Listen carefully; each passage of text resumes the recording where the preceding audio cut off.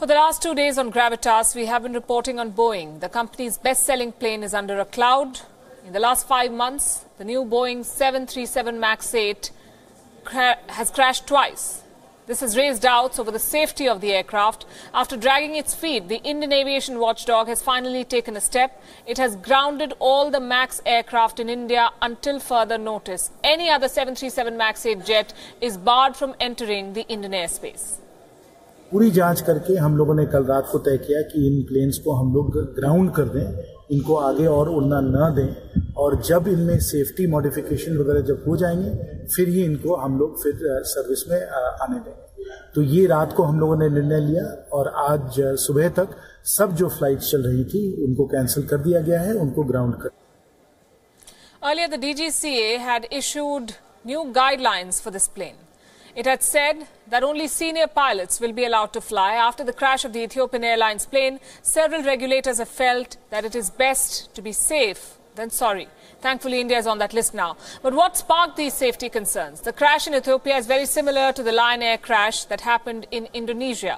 Safety concerns were raised then as well, but now they've grown louder. The investigation is on and the focus is on this plane, the Boeing 737 MAX 8 aircraft. It was the same type that crashed in October last year, barely 6 months ago. That plane too was a Boeing 737 MAX 8. The list of the countries that have banned this plane has grown longer. Now, at least 40 countries have banned the Boeing 737 MAX 8, and this includes all members of the European Union. And with this, nearly two-thirds of all Boeing 737 MAX 8 planes in the world have been grounded. How has Boeing responded, you may ask? How does it defend itself in the face of such serious concerns and stern measures? The company has not budged. Their statement reads, and I quote, "We understand that regulatory agencies and customers have made decisions that they believe are most appropriate for their home markets. It is also important to note that the Federal Aviation Administration is not mandating any further action at this time, and based on the information currently available, we do not have any basis to issue new guidance to operators." Very well. So how does this company get away every time? Who or what keeps Boeing afloat?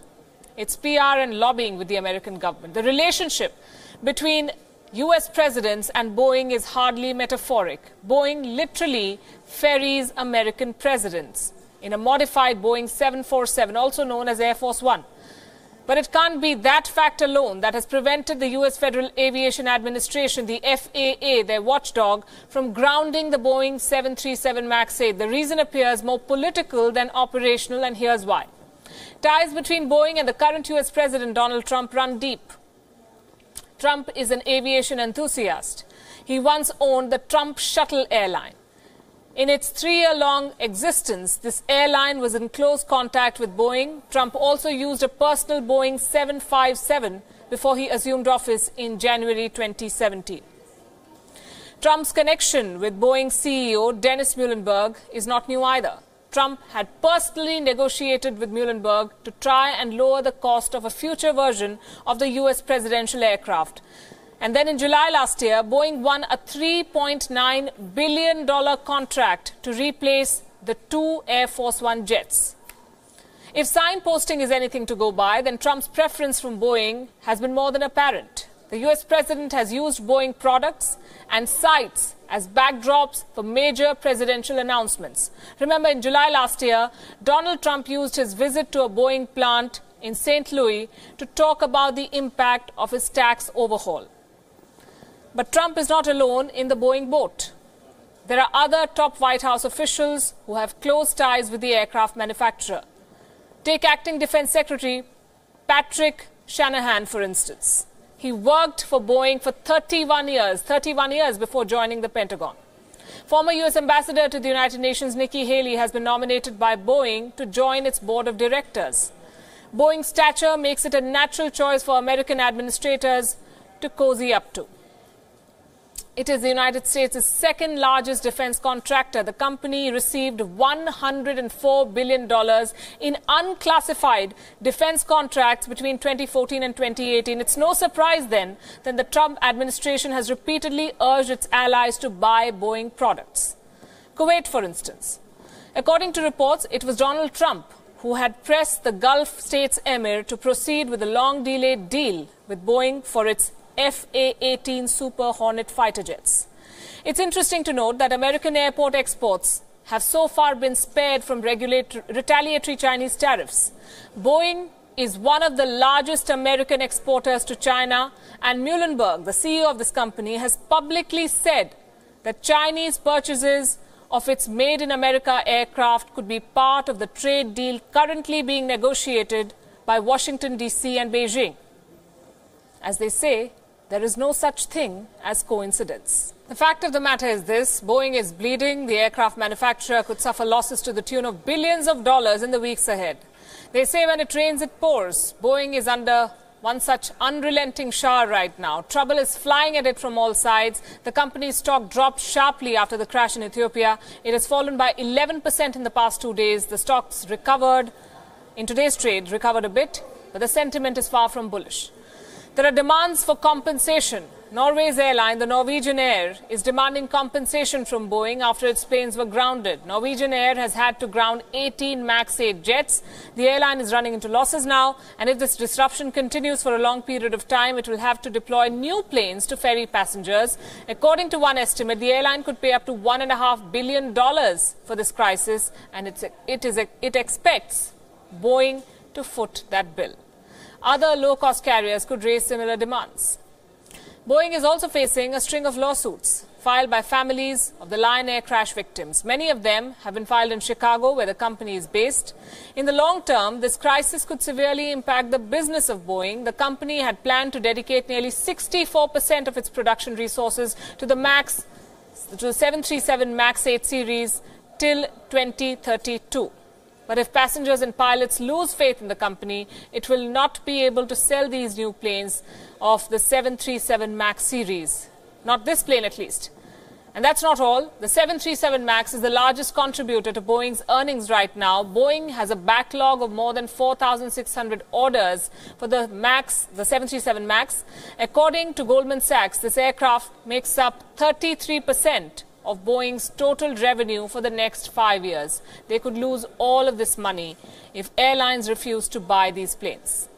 At this stage, everything comes down to the ongoing investigation into the Ethiopian Airlines crash. A link between this crash that happened on Sunday and last year's Lion Air crash is yet to be established. But this crisis has already exposed the fault lines within Boeing. Pilots are not being trained. There are claims that the company is cutting corners in production. Safety is being compromised to save cost. This is a full-blown crisis for the leader of the global aviation industry, and about time, we say. After 16 days, the Afghan peace talks between the US and Taliban have ended. The talks were on in Doha, the capital of Qatar. The US has declared a breakthrough. Well, most sides agree that some progress has been made. They have a draft agreement, although there is no formal timeline for the withdrawal of troops yet. This is the longest round of peace talks between the two sides so far. The talks will resume later this month, we are told. So what were the key topics under discussion? The US wanted assurances from the Taliban on not allowing militant groups in Afghanistan to stage attacks against American and other interests. And Taliban wanted US troops to withdraw from the country at the earliest. After the talks, the Taliban put out a statement, and I quote from that statement: "Both sides will deliberate over the achieved progress, share it with their respective leaderships, and prepare for the upcoming meeting, the date of which shall be set by both negotiation teams." The Taliban's political chief, Mullah Abdur Ghani Baradar, and the US team led by Special Envoy Zalmay Khalilzad took part in these talks. Khalilzad took to Twitter to say that the conditions for peace have improved and that both sides have made some real strides during the talks. Khalilzad said that both the parties have agreed in a draft on 2 of the 4 key issues, but the Taliban are yet to talk to the Afghanistan government. So far, they've refused to talk to the government. They do not recognize the government. The Afghanistan government is hoping for talks with the Taliban, though. At least that's what the spokesperson for President Ashraf Ghani has tweeted. Several countries and organizations, such as the United Nations, have welcomed the progress made in these peace talks. They've asked the Taliban to engage with the Afghan government now.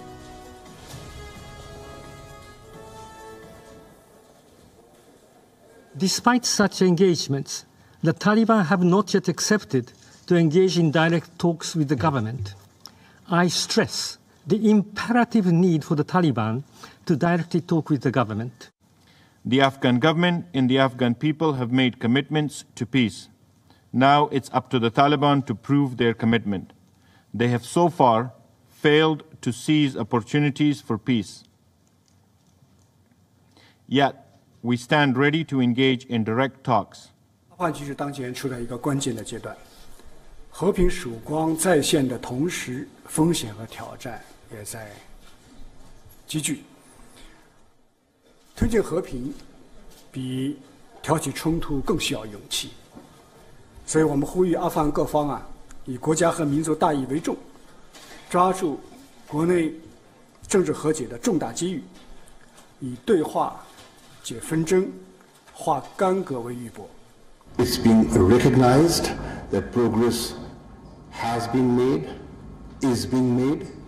It's incremental. It's not going to be easy. Never was. Will not be. We will always have to guard against spoilers. We will require support of regional stakeholders, and hopefully they are coming around and things are moving in the right direction. So what happens next? The respective parties will deliberate on the agenda before the next round of talks, but there is one tricky issue. Violence has continued in Afghanistan, even during the course of these talks. On Monday, Taliban fighters, or militants, whichever way you describe them, attacked an entire Afghan National Army company of more than 50 soldiers in the Badghis province.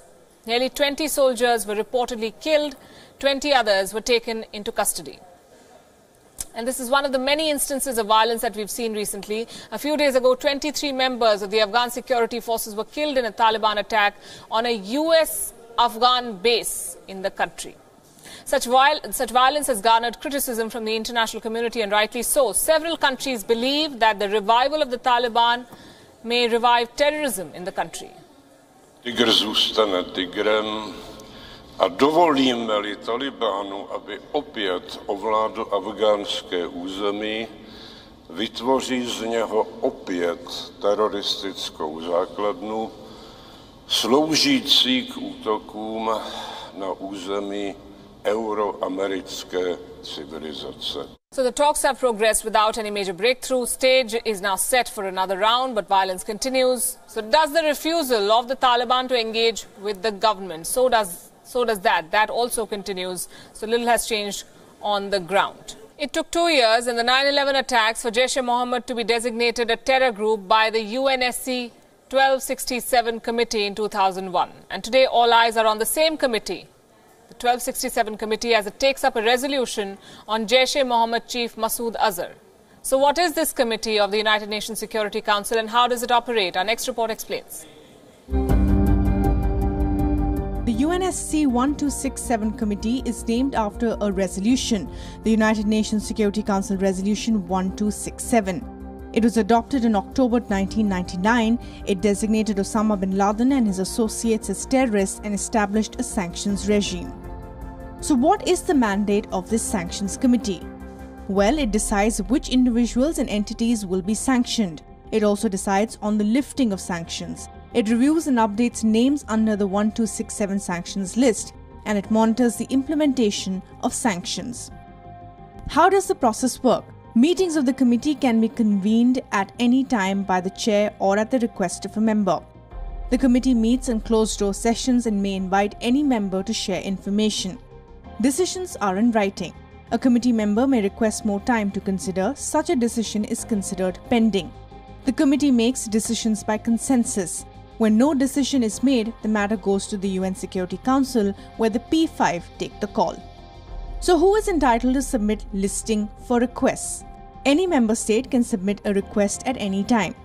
What happens if someone is designated a global terrorist under the UN Security Council's 1267 committee? Well, it leads to asset freeze, travel ban, arms embargo. Bureau Report, WION, World is One.